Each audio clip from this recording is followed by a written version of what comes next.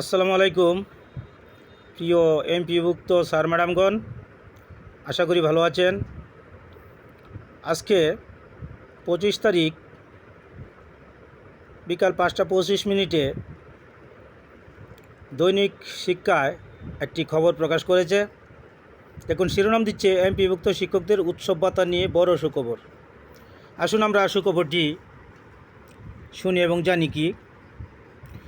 আগামী ঈদুল আজহা বেসরকারি শিক্ষা প্রতিষ্ঠানে এমপিওভুক্ত শিক্ষক কর্মচারীদের জন্য বড় সুখবর আসছে।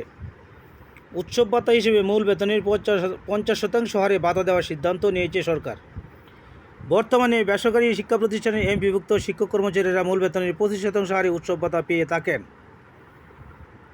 সূত্রমতে নতুন এই সিদ্ধান্ত বাস্তবায়ন হলে সরকারের বাড়তি ব্যয় হবে 229 কোটি টাকা। সম্প্রতি বাজেট মনিটরিং ও সম্পদ কমিটির সভায় এ সিদ্ধান্ত নেওয়া হয়। সভায় অর্থ উপদেষ্টা সালেউদ্দিন আহমেদ সভাপতিত্ব করেন।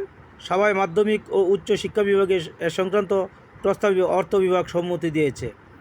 সূত্র জানিয়েছে আগামী ঈদ উল আজহা থেকেই এ সিদ্ধান্ত কার্যকর হতে পারে। তো প্রিয় ভিউয়ার্স, প্রিয় স্যার ম্যাডামগণ, আপনারা দেখলেন যে খবরটি, আসলে এই খবরটি শিক্ষক কর্মচারীদের জন্য একটা বিশাল সুখবর। কারণ আগামী ঈদ উল আজহার আগেই এই 50% হারে উৎসব ভাতা পাবেন এমপিভুক্ত শিক্ষক কর্মচারীগণ।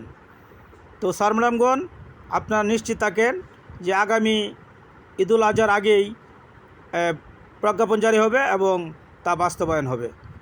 তো স্যার ম্যাডামগণ, ভিডিওটি ভালো লাগলে অবশ্যই আমার চ্যানেলটি সাবস্ক্রাইব করবেন, কারণ আপনার সাবস্ক্রাইব আমার কাছে অনেক মূল্যবান। ধন্যবাদ সবাইকে।